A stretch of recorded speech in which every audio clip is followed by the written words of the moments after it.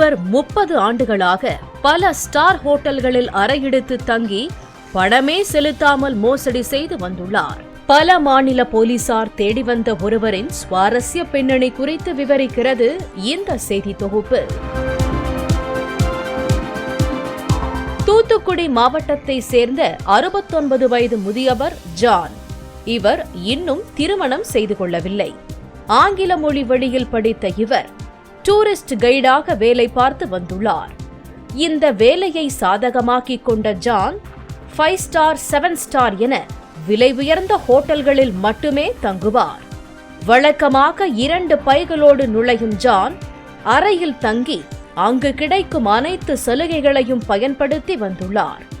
ஆங்கிலத்தில் அவர் சரளமாகவும் மென்மையாகவும் பேசுவதால் யாருக்கும் இவர் மீது சந்தேகம் வந்ததில்லை.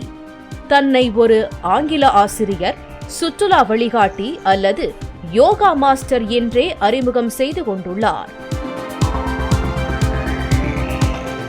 மது, சிகரெட் பழக்கம் அவருக்கு இல்லை என்றாலும் விலை உயர்ந்த மது பாட்டில்கள், சிகரெட் பாக்கெட்டுகளை ஆர்டர் செய்து அதனை வெளியே எடுத்துச் சென்று விற்று பணமாக்கியுள்ளார்.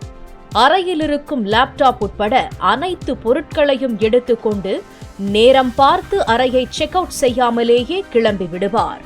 தான் அறையை காலி செய்தது தெரியக்கூடாது என்பதற்காக நியூஸ் பேப்பர் வைத்திருக்கும் ஒரு பையை மட்டும் அறையிலேயே வைத்துவிட்டு சென்று விடுவார். கடந்த 30 ஆண்டுகளாக நூற்றுக்கணக்கான ஹோட்டல்களில் இதே மோசடி முறையை பயன்படுத்தி ஏமாற்றியதாக கூறப்படுகிறது.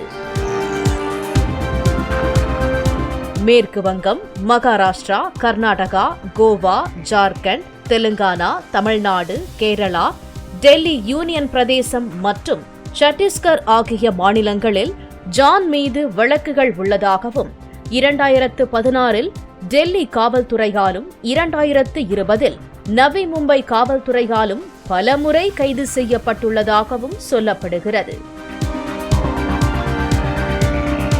முதலில் ஆதார் கார்டுகளை வைத்து ரூம் புக் செய்த ஜான் பின்னாளில் ஆதார் கார்டு நகல்களை பயன்படுத்தி மோசடியில் ஈடுபட்டதாக சொல்லப்படுகிறது.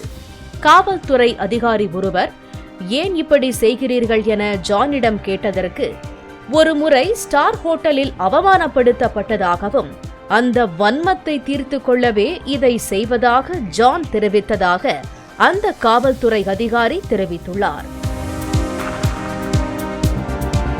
தனக்கு 10 ஏக்கர் பரம்பரை நிலம் இருப்பதாகவும் கோவாவில் உள்ள ஒரு முதியோர் இல்லத்தில் குடியேற திட்டமிட்டுள்ளதாகவும் காவல்துறை அதிகாரியிடம் தெரிவித்துள்ளார்.